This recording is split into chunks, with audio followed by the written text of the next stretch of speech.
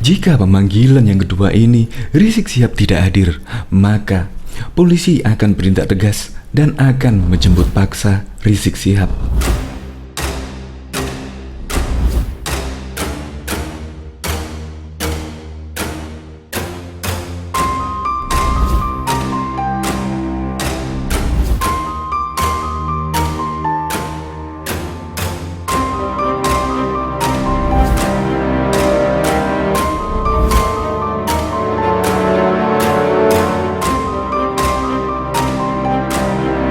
Perlu diketahui, Sony Eranata atau Ustadz Maher telah dijemput pihak kepolisian karena kasus dugaan ujaran kebencian yang dilakukan oleh Ustadz Maher. Ustadz Maher dijemput polisi sekitar pukul 4 dini hari atau 4 pagi, dan Ustadz Maher langsung ditahan dan menjadi tersangka. Apakah Rizik Syihab akan menyusul Ustadz Maher dijemput paksa dan akan menjadi tersangka? Melihat kasus-kasus dari Rizik Syihab sangat banyak sekali. Pelaporan-pelaporan yang diterima pihak kepolisian untuk Rizik Syihab sangat banyak. Yang pertama, menuduh Presiden Joko Widodo PKI. Yang kedua, pelaporan dari mahasiswa Katolik karena dia telah menghina agama. Yang ketiga, sampurasun menjadi campur racun. Dan masih banyak lagi pelaporan-pelaporan yang telah diterima oleh polisi yang ditujukan untuk Habib Rizik Syihab. Kalau ini misalnya pada tanggal 1 Desember 2020 Rizik Syihab tidak memenuhi panggilan kepolisian, maka pihak kepolisian akan menjemput paksa Rizik Syihab.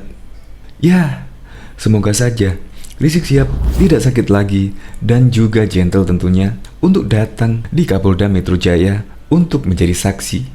Untuk lebih lengkapnya simak berita berikut ini. Good News Indonesia. Belum menyaksikan video ini, pastikan bosku jangan lupa subscribe, karena subscribe itu gratis plus bonus tonton video terbaru setiap harinya. Jangan lupa ya. Mangkir, Rizik akan dijemput paksa.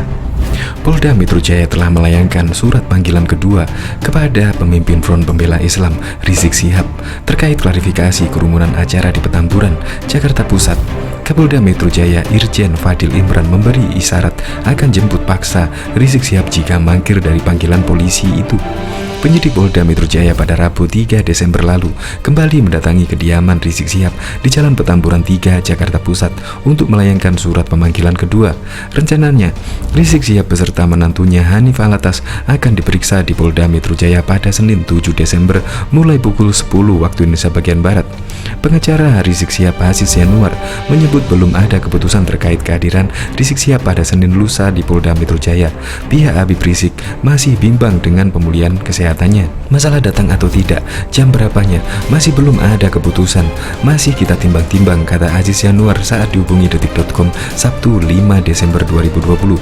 Maksudnya kita masih menunggu dari pemulihan beliau terutama ya gitu, imbuhnya.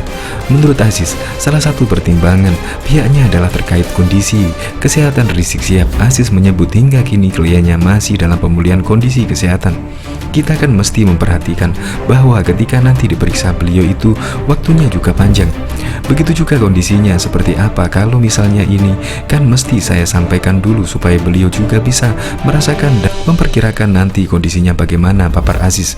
Polisi juga mengingatkan Rizik Syihab untuk tidak membawa masanya saat menjalani pemeriksaan di Polda Metro Jaya. Habib Rizik diminta membawa pengacaranya saja. Kami himbau kepada mereka semua untuk tidak usah mengantar dan cukup dengan pengacaranya saja, kata Kabid Humas Polda Metro Jaya Kombes Yusri Yunus kepada wartawan di Mapolda Metro Jaya, Jakarta, Jumat 4 Desember 2020. Bagaimana jika ada massa yang mengantar Rizik Syihab? Polisi akan menindak tegas jika massa mengawal Habib Rizik ke Polda Metro Jaya. Tapi kalau masih dipaksakan, Polda Metro Jaya dalam hal ini kepolisian akan menindak tegas dan membubarkannya, tegas Yusri. Pertanyaannya kemudian, apakah polisi akan menjemput paksa Habib Rizik Syihab jika tak hadir lagi dalam pemanggilan kedua nanti? Begini jawaban Kapolda Metro Jaya Irjen Fadil Imran. Kan sudah tahulah itu, kata Kapolda Metro Jaya Irjen Fadil Imran saat ditanya mengenai kemungkinan jemput paksa Rizik Syihab di Hotel Grand Said, Jakarta, Sabtu 5 Desember 2020. Diketahui sebelumnya, Polda Metro Jaya menilai alasan pemimpin Front Pembela Islam Rizik Syihab mangkir dalam pemeriksaan pertama Selasa kemarin tak wajar. Kabid Humas Polda Metro Jaya Komisaris Besar Yusri Yunus mengatakan pihak Rizik Syihab tak menyertakan bukti pendukung yang jelas. Dalam keterangan yang disampaikan kuasa hukumnya, Rizik Syihab menyampaikan alasan dia tak hadir kemarin karena masih beristirahat pasca sakit dan dirawat di Rumah Sakit Umi Bogor. Namun, Rizik tak menyertakan surat keterangan dokter saat absen dalam pemeriksaannya. Jadi setelah diteliti bahwa memang kepatutan dan wajar ini memang belum ada, sehingga kami melayangkan kembali siang ini surat pemanggilan yang kedua kepada saudara MRS dan juga HA, ujar Yusri di Polda Metro Jaya, Jakarta Selatan Rabu 2 Desember 2020. MRS yang dimaksud adalah Muhammad Rizik Syihab dan HA adalah menantunya Hanif Alatas. Dalam surat pemanggilan yang kedua itu, Yusri mengatakan penyidik menjadwalkan pemeriksaan Rizik Syihab pada Senin pekan depan. Yusri berharap Rizik dapat hadir dalam pemanggilan yang kedua itu. Penyidik sementara masih mencoba menemui saudara MRS di Petamburan untuk memberikan surat panggilan yang kedua, kata Yusri.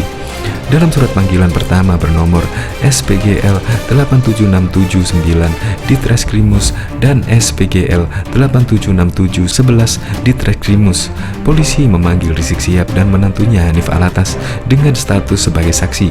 Mereka akan diminta keterangannya mengenai keramaian di Petamburan 2 yang diduga telah melanggar pasal 160 KUHP dan atau pasal 93 Undang-Undang Karantina nomor 6 tahun 2018. Apabila memiliki dokumen dan barang bukti yang berkaitan dengan pemeriksaan harap dibawa, bunyi surat pemanggilan tersebut. Meski mangkir dari pemeriksaan dengan alasan sakit, pada hari ini Rizik Syihab menghadiri reuni 212 berupa dialog nasional 100 ulama dan tokoh.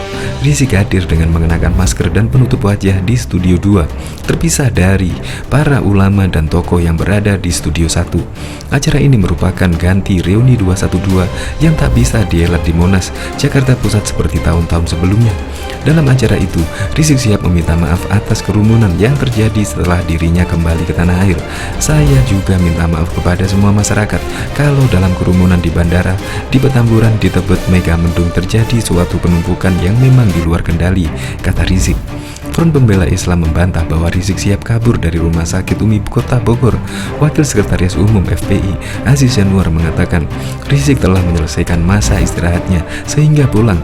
Beliau informasi dari RS sudah selesai istirahat dan pulang, kata Aziz saat dihubungi Ahad 29 November 2020. Dia mengatakan isu kaburnya Rizik sengaja dihembuskan oleh orang yang membencinya. Dia mengatakan tidak mengetahui posisi Rizik saat ini. Saya tidak tahu pastinya, kata dia. Pihak kepolisian Resort Bogor sebelumnya menjelaskan Rizik diduga pergi dari RS Umi melalui pintu belakang pada Sabtu 28 November 2020 pukul 20.50 waktu Indonesia bagian Barat.